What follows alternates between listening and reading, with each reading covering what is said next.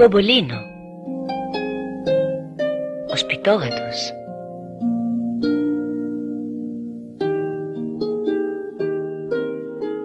Ένα βράδυ ο Κομπολίνο τριγύριζε στο δάσος. Η νύχτα ήταν κρύα και σκοτεινή και ο γατούλης είχε αρχίσει να φοβάται όταν είδε μπροστά του ένα γέρο ξυλοκόπο φορτωμένο με ξύλα. Ευχαριστημένος που βρήκε συντροφιά, τον πήρε από πίσω. Περπατούσαν, ώσπου έφτασαν σε ένα μικρό ξύλινο σπιτάκι. Ο ξυλοκόπος άφησε κάτω το δεμάτι του και τότε πρόσεξε τον Κομπολίνο. «Πώς βρέθηκες εδώ, γατούλη? Θα πεινάς, καημένα μου. Έλα να σου δώσω γαλατάκι», είπε ο ξυλοκόπος και άνοιξε την πόρτα της καλύβας. Ο Κομπολίνο τον ακολούθησε όλος χαρά. Όταν μπήκαν στην καλύβα, βρήκαν εκεί την εγγονή του ξυλοκόπου, την όμορφη Ροζαμπέλα που το είχε σκάσει από τον πύργο του δάσους. «Ροζαμπέλα, τι κάνεις εδώ? Γιατί δεν είσαι κοντά στην κυρά σου?» φώναξε ο γέρος. Πριν προφτάσει να απαντήσει η κοπέλα, είδε το γάτο. «Διώξ' τον, παππού, διώξ' τον», φώναξε τρομαγμένη. «Είναι γάτος μάγισσας, γκρέμισε τον όμορφο πύργο της κυράς μου και ξύπνησε τον κακό δράκο να πάει από εκεί που ήρθε». Όμως ο ξυλοκόπος πήρε στην αγκαλιά του το γάτο και του είπε τρυφερά: «Είναι αλήθεια όλα αυτά? Είσαι πράγματι γάτος μάγισσας?» Ο Κομπολίνο άφησε ένα λυπητερό Ήταν τόσο όμορφος και χαριτωμένος που μόνο για γάτος μάγισσας δεν έμοιαζε. Έτσι ο ξυλοκόπος αποφάσισε να τον κρατήσει κοντά του. Στην αρχή η όμορφη Ροζαμπέλα ούτε που ήθελε να τον δει στα μάτια της. Σιγά σιγά όμως άρχισε να τον συμπαθεί λιγάκι. Και οι μέρες περνούσαν. Κάθε πρωί ο γάτος καθόταν κουλουριασμένος στην πολυθρόνα, ενώ η κοπέλα σκούπιζε, έπλαινε και μαγείρευε. Κάθε βράδυ η Ροζαμπέλα παρακαλούσε τον παππού της να της δώσει λεφτά για να αγοράσει καινούριο φόρεμα. Από τα πολλά παρακάλια ο γέρος της έδωσε ένα ασημένιο τάλιρο. «Δεν έχω άλλα», της είπε. «Βολέψουμε αυτά». Καταχαρούμενη η Ροζαμπέλα περίμενε τώρα να περάσει η εμπόρισα για να αγοράσει το φουστάνι. Πραγματικά, ύστερα από λίγες μέρες, η γριά εμπόρισα έφτασε στην καλύβα. Έλα να καθίσεις κοντά στη φωτιά και να μου δείξεις τις πραμάτιες σου», είπε η Ροζαμπέλα. Η γριά γέλασε. Έδεσε το γαϊδαρό της σε ένα δέντρο και πήγε στο σπίτι. Ο Κομπολίνο την πήρε από πίσω. Εκείνο το γέλιο καθόλου δεν του άρεσε. Μόνο οι μάγισσες γελάνε έτσι. Μόνο οι μάγισσες έχουν τόσο μακριά και γυριστή μύτη, σκέφτηκε. Τέντωσε τα αυτιά του, κούνησε τα μουστάκια του, έβγαλε τα νύχια του και περίμενε να δει τι θα γίνει. Τέλος, η Ροζαμπέλα διάλεξε ένα χρυσαφί με ταξωτό ύφασμα, λαμπερό σαν τον ήλιο. «Πόσο κάνει?» ρώτησε. «2 ασημένια τάλιρα», απάντησε η γριά. «Μα έχω μόνο ένα». «Και τι νόμισες? Πώς θα στο δώσω χάρισμα?» είπε η γριά και άρχισε να μαζεύει τα υφάσματα. «Στάσου, περίμενε», παρακάλεσε η κοπέλα. «Να σου δώσω το μεταξωτό μου πάπλωμα ή ένα νόστιμο γλυκό ή το ρολόι του τοίχου».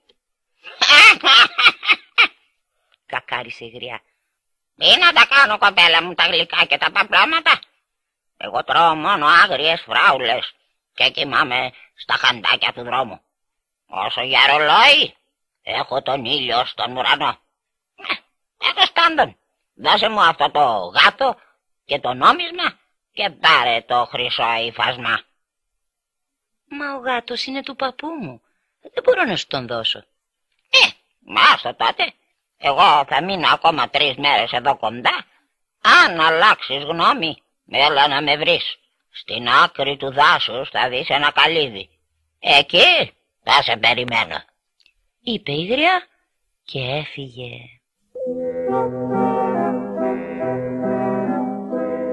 Για 2 μέρες η Ροζαμπέλα ήταν αμίλητη και σκεφτική, μα την 3η μέρα άλλαξε. έβαλε του Κομπολίνο ένα πιάτο με γάλα στην αυλή και του είπε: «Κοίτα, γατούλη, τον όμορφο βελούδινο σάκο μου, θα σου άρεσε να κοιμάσαι εκεί μέσα?» «Αχ, τι καλά», σκέφτηκε ο Κομπολίνο. «Λάθος έκανα που νόμισα πως ήταν θυμωμένη». Και αμέσως πήδησε μέσα στο σάκο. Μόλις μπήκε μέσα, η κοπέλα τράβηξε τα κορδόνια και τα έσφιξε καλά, έτσι που ο γάτος δεν μπορούσε πια να βγει. «Χαχα, και τώρα πάμε να πάρουμε το χρυσό φόρεμα. Θα πω του παππού πως έφυγες μόνος σου». Και παίρνοντας το σάκο ξεκίνησε για την άκρη του δάσους. Η γριά ετοιμαζόταν να φύγει. «Μπα, καλώς την», κακάρισε. «Το ήξερα πως θα έρθεις». Πήρε το σάκο με το γάτο και τον έδεσε στο σαμάρι του γαϊδάρου.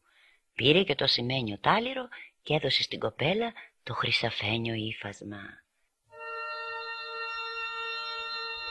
Ο καημένος ο Κομπολίνο ταξίδευε μέρες και μέρες στην άγρια και σκοτεινή χώρα των μάγων, ώσπου έφτασαν μπροστά σε μια σπηλιά, ψηλά στο βουνό. Εκεί κατοικούσε μια φίλη της μάγισσας. Στην είσοδο της σπηλιάς καθόταν μια όμορφη μαύρη γατούλα με πράσινα μάτια. Ήταν η Φιφίκα, η δίδυμη αδελφή του Κομπολίνου. Τα δυο αδερφάκια αγκαλιάστηκαν όλο χαρά. Ύστερα η Φιφίκα κέρασε τον αδερφό της ωραία ζεστή σούπα και του έδειξε μερικά από τα κόλπα που είχε μάθει. Το τσουκάλι με τη σούπα άρχισε να παίζει μουσική και όμορφα ροζ μικρά γουρουνάκια άρχισαν να πετάνε γύρω-γύρω. Έκανε τη μάγισσα όρατη και τον Κομπολίνο τον έκανε από μαύρο κατακόκκινο. Εσύ να τα βλέπεις, παλιόγατε», είπε η μάγισσα. «που δεν είσαι ικανός για τίποτα. Ούτε ένα μαγικό της προκοπής δεν μπορείς να κάνεις. Ήθελα και σε πήρα. Δεν θα γίνεις ποτέ σου κακός γάτος μάγισσας». «Αυτό είναι αλήθεια», είπε ο Κομπολίνο. «Δεν θέλω να είμαι κακός γάτος μάγισσας. Και αν θέλεις να ξέρεις, δεν μου αρέσουν καθόλου οι κακές μάγισσες». «Δρομόγατε», στρίγγισε η γριά. «Τώρα θα σου δείξω». Και αμέσως τον αρπάζει και τον πετάει μέσα στο τσουκάλι. Ο καημένος ο γάτος άρχισε να χτυπιέται καθώς βούλιαζε μέσα στη σούπα και έτσι έχασε και τα λίγα μαγικά που ήξερε. Έμειναν μέσα στο καζάνι της μάγισσας. «Γρήγορα, αδερφέ μου», είπε η Φιφίκα παίρνοντας τη σκούπα. «Ανέβα πίσω μου». Και ο Κομπολίνο πήδηξε έξω από το τσουκάλι και σκαρφάλωσε. Η σκούπα πέταξε ψηλά, όλο και πιο ψηλά, ώσπου έφτασε στο βουνό της Αστραπής. «Αχ, σε ευχαριστώ πολύ, Φιφίκα», αναστέναξε ο Κομπολίνο. «Σε ευχαριστώ». «Μη με ευχαριστείς», είπε η Φιφίκα. «Αδερφός μου είσαι. Όμως να ξέρεις πως με ντρόπιασες εντελώς. Ούτε που θέλω να σε ξαναδώ στα μάτια μου. Τώρα θα σε πετάξω εδώ για να τελειώνω με σένα». Και λέγοντας αυτά φώναξε «Πήδα!» και έσπρωξε τον Κομπολίνο με το πόδι της. Άρχισε να πέφτει, ώσπου βρέθηκε μέσα στα παγωμένα νερά ενός ποταμού. «Βοήθεια! Πνίγομαι!» φώναζε ο καημένος. Αν ήξερε από μαγικά, θα μπορούσε να κολυμπήσει σαν ψάρι. Αλλά τώρα πνιγόταν και χτυπιόταν μέσα στο νερό. Για καλή του τύχη, εκεί κοντά έπεσαν κάτι παιδιά που έτρεξαν να τον βοηθήσουν.